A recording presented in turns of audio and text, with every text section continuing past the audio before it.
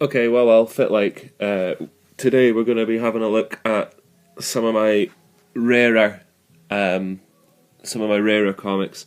I don't have any CGC uh, packed stuff. I've got stuff I maybe want to send away, but to be fair, all the money that I would have to spend, I want to spend on comics as opposed to grading ones that I've already got. Anyway, enough of that. Let's have a look at the first one. So the first one is one that I maybe would get graded. It's Batman number 189, and it is it's first Silver Age Scarecrow, and I got this on eBay. I don't even think it was. I don't even think I paid £10 for it. It was running low, and I went in and just stuck on a tenner, and I ended up getting it. So, and it's in okay condition. You can see down the edge there's a little bit of bumping. I don't know what you'd grade it, but anyway, chuffed to have it. This is Skateman, by the way, Neil Adams' Skateman. If you don't know it, it is widely considered the worst comic ever made. The sticker, which you might be able to work out, is 50p, so I actually paid money for this. Had to have it when I seen it, though. Next book we've got is another Batman. I've got a little stack of Batman and related. The next one is... I was kind of just in the right place at the right time for this. Batman number 1, New 52, first print. I just bought it when it came out. I bought this. I bought Action Comics 1. Obviously Grant Morrison. I bought Detective 1. And I think I got Animal Man 1 as well, which was for Jeff Lemire, which I eventually ended up selling that. I've got a little love-hate relationship with Lemire. But I got the first 6 of these, and then I just stopped getting it for some reason. And then came back on for 0 Year Endgame, something like that. So I've got a bit of a spotty run, and then back in. So, chuffed to have that one as well. This I actually had to go and hunt. I wasn't really aware of... We'll just show you it. It's Black Mirror, first Scott Snyder Batman story, I believe. I got a pack of Batman books from a charity shop, and it ended up being the rest of this run. I didn't really know anything about it, and then just checking it, mid last year, I was like, I'll just go and pick up that last issue I need to complete this run, and realised what it was and how much it was worth. I ended up paying a tenner for it, which I thought was okay. It's a first printing. I got some other stuff in at the same time, and I think they might have taken a few quid off the total, but tenner, absolutely fine by that one. The next one, I don't know if it's worth anything, but I quite like it. It's a little Joker number 1. I think the series ran for 12, maybe 13 issues before it was cancelled. The problem they had with it was that DC wouldn't let the villains win in any way, so at the end of every issue, they've got to... the goodies have got to be seen to be winning. The villains can't win the day. So I think at the end of this one, the Joker's in prison. So, however they do issue 2, I've got no idea. That's a fun issue if you find that. I think I've seen it in a comic book shop, and they were wanting like 22 quid for it. I'm sure I paid less than a tenner for that. So don't go paying silly money for it. It is fun though.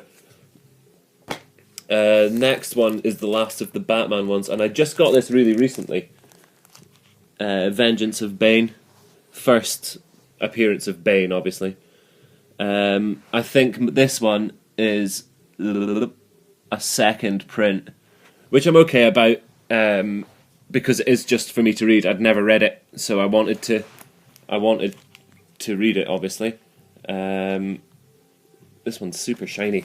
Yeah, I'd never read it. I went and got this one, the second one. The second, Vengeance of Bane, the green book. And the 4-issue Son of Bane, Son of Demon, Son of the Demon, something like that. I got them all together for 25, maybe 20, I can't remember. But I was pleased with what I paid for it.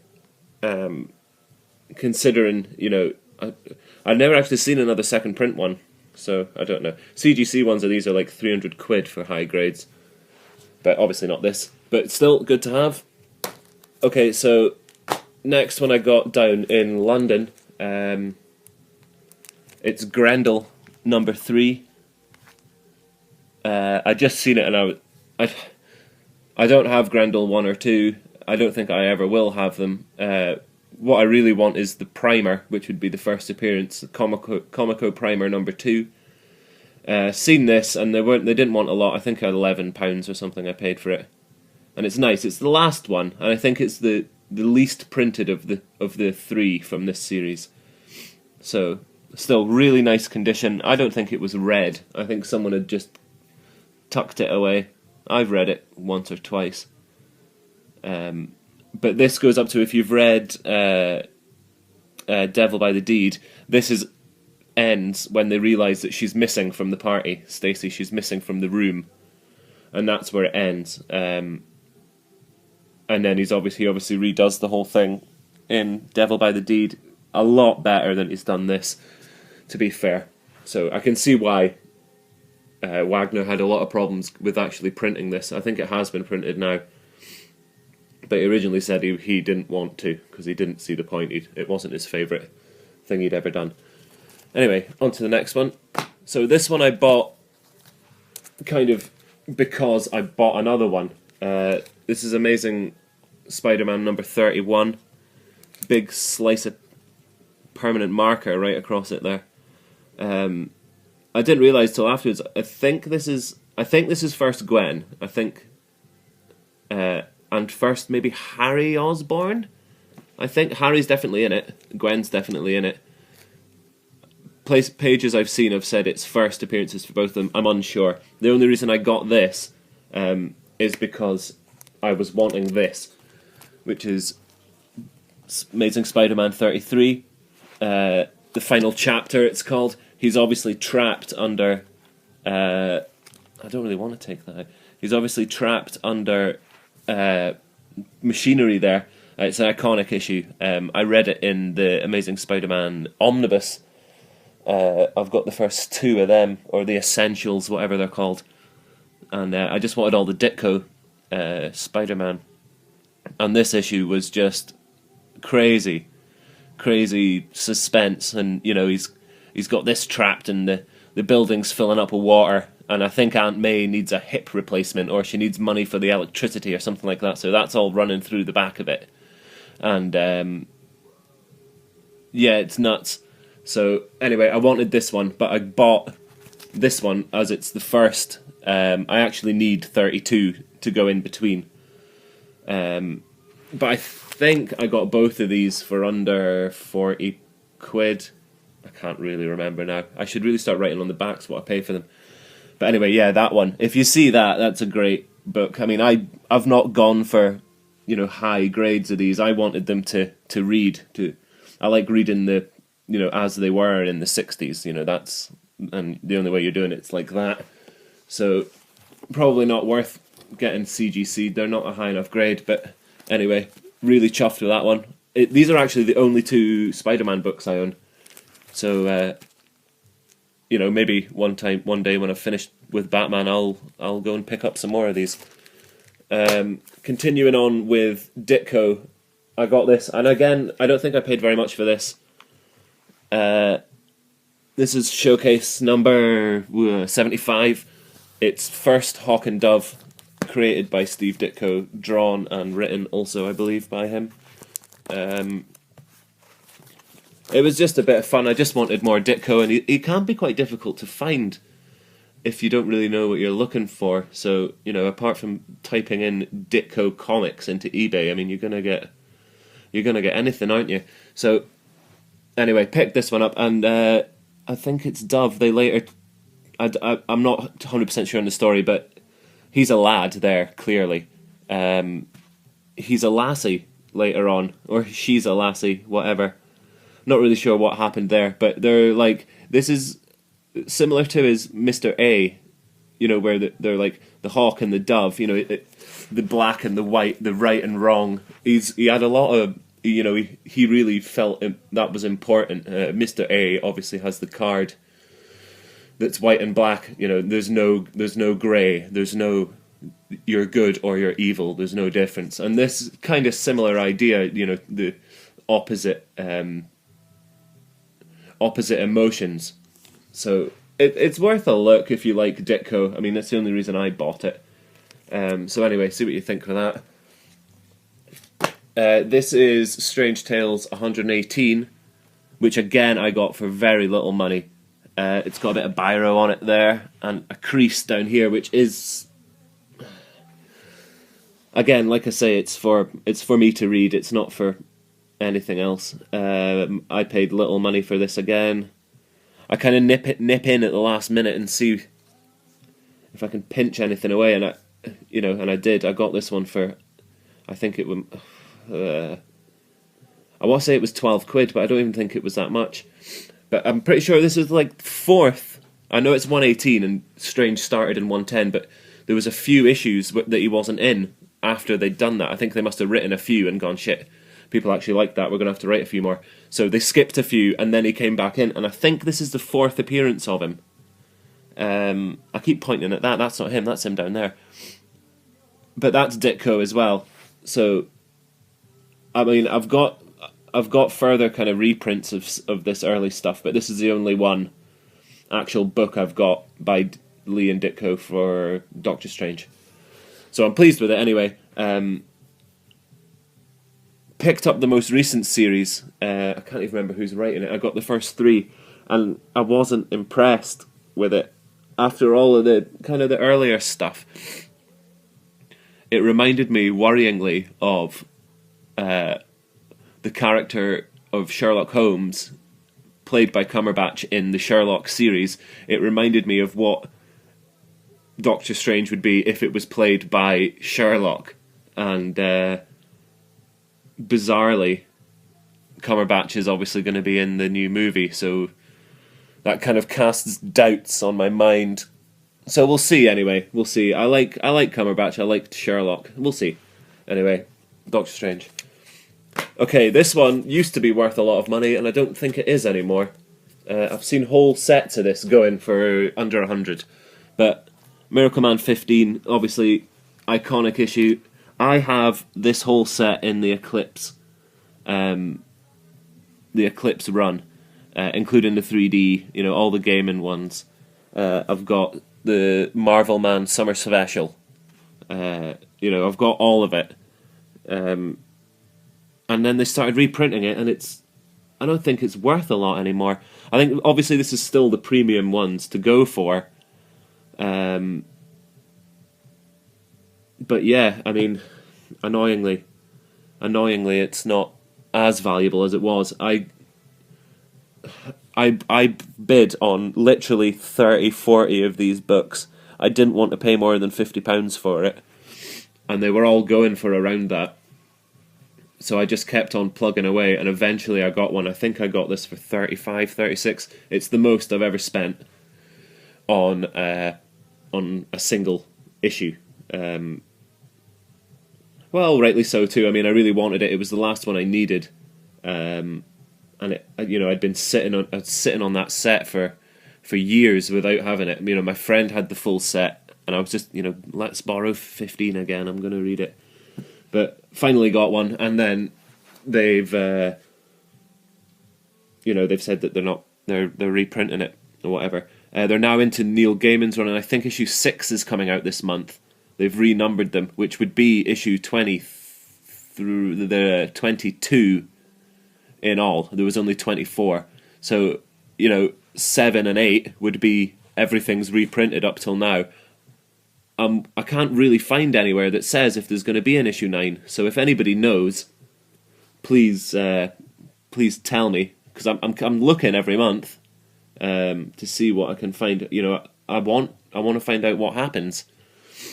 So let me know if you know. Let me know what you know, and I'll let you know what I know, which is nothing. So decent. Okay, so this is a bit of a random one actually. Cerebus the Aardvark 25. I got from a car boot sale.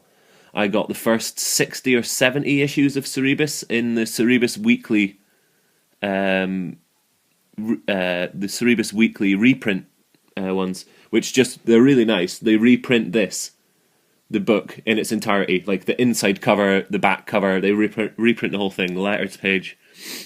I got the first 60, I think, the first 2 arcs, and 25 wasn't in it. So I went into the comic book shop and I saw that, and I think it was 12 quid or something, but you had a half price back issues day on, so I walked in and got it for 6 quid and walked out happy as Larry.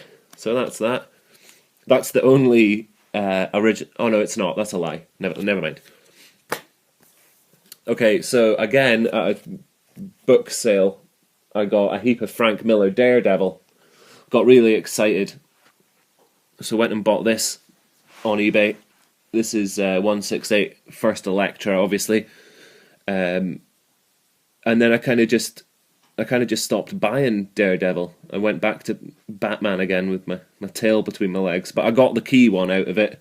I think the next one, 169's first Kingpin in Daredevil, so I'll need that one as well. I mean, I need them all, clearly, and all the Miller ones. But yeah, I was pleased to get this. This one's in really good nick, so if I was going to CGC something, I'd probably do this. Yeah, I mean, I just need to fill in the gaps, but, you know, I went and took out the heavy first, which I'm pleased about. So I'll just spot in around him, and we'll see how we get on with that. Alright, this one I got after watching that Comic Book Men series.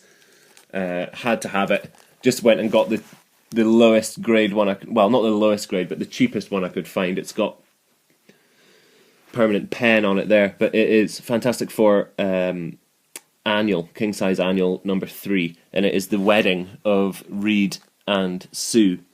It's really funny. Von Doom turns on this machine that makes all villains just want to instantly kill the Fantastic Four on this day, like as soon as he's turned it on. But the thing is, all the superheroes are there for the wedding, so it's crazy. There's folk, you know, Spiderman's swinging around taking folk out, Thor's melting folk with his hammer. There's one point where they're trying to drive, I think it's just like barrels of petrol or barrels of gas or whatever, into the building where they're getting married, and Daredevil hops in, just driving the truck around blind as anything. Hilarious. But yeah, that's a great book. Again, probably not worth doing anything with because of that pen, but I'm happy I've got it for a reader. Perfect.